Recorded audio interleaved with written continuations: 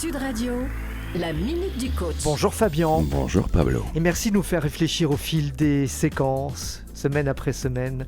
On parle aujourd'hui du non-sens de la vie. Question ultime, réponse ultime. Quel est le sens, autrement dit la signification de la vie? Il n'y en a pas, sauf à croire en un être suprême, ce qui n'est pas mon cas, sauf à se réfugier derrière le paravent des croyances qui nous tiennent à peu près debout face à notre néant. Nous en venons, nous y retournons. La vie, simple couinement dans un océan de vide, comme une éraflure ou un ray de lumière, à vous de voir, une poussière de conscience dans le néant de la conscience et l'infinité de la poussière. Pourtant, cette poussière-là est notre unique univers, notre unique horizon. Et puisque tout est dit déjà, car il n'y a rien à en dire, tout devient possible. La vie est une matière à pétrir, une pâte à modeler, une œuvre toujours déjà en devenir, jamais aboutie, détruite avant que d'être. Mais alors, quels éphémères artistes sommes-nous? Et si la seule vraie question était celle-là? Si la seule vraie question était celle-là, voici ce que j'en dirais. Notre responsabilité de vivant est grande, comme le papillon a le devoir d'être beau, élégant, virevoltant, même 3 jours. Nous l'avons d'être des artistes œuvrant au mieux. Une vie courte n'est pas forcément petite. Une vie courte peut être dense, intense, riche. Un émerveillement, une lueur dans la nuit. Une vie courte peut être grande. Une vie grande est une vie de sagesse. Si le sage, comme Comte Sponville l'exprime si bien, regrette un peu moins, espère un peu moins et aime un peu plus. Nietzsche, après Marc Aurèle, ne dit pas autre chose. Amour, fati, aimer ce qui est, aimer son destin. Regretter un peu moins, c'est se débarrasser du passé. Il n'a aucune importance, il n'est plus. Fille de nos culpabilités, fille de nos mauvais choix, fille de nos erreurs de trajectoire. Embarquez au présent les leçons du passé, si et seulement si elles servent votre présent. Mais rompez avec le passé définitivement, il est entrave. C'est l'une des premières techniques enseignées aux jeunes conducteurs. Regarde devant. Le cavalier ne s'y prend pas autrement. Quant au motard, sa survie en dépend carrément. Regardez devant. Espérer un peu moins, c'est se débarrasser du futur, des angoisses, du futur, des peurs du futur. Le futur n'a pas plus d'importance, il n'est pas encore. Luc Ferry est clair à ce sujet. Une vie bonne, une vie réussie, est une vie sans peur.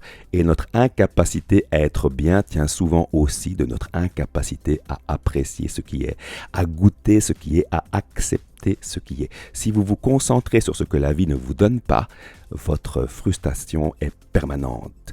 Votre angoisse, le temps court et je n'ai pas encore accompli tel rêve, vécu telle histoire, traversé tel continent.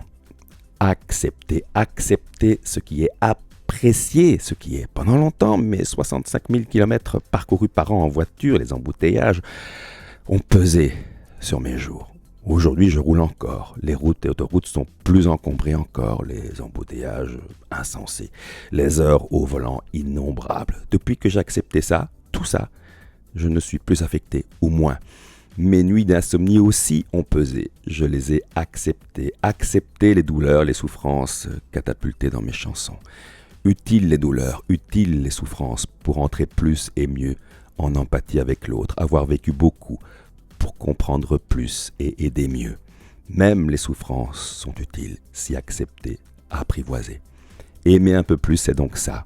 Accepter le présent, retrouver la magie de l'instant. Les châteaux de sable, les sculptures de glace sont magnifiques parce que fugaces. Et quoi? Leur fugacité devrait nous en détourner, nous empêcher d'en savourer l'harmonie, la pureté, la perfection. La vie est un château de sable. Si la vie n'était qu'un seul battement de cils, ce battement serait, et le sens du battement serait le battement. Comme le sens de la vie est la vie, ni entrée, ni sortie.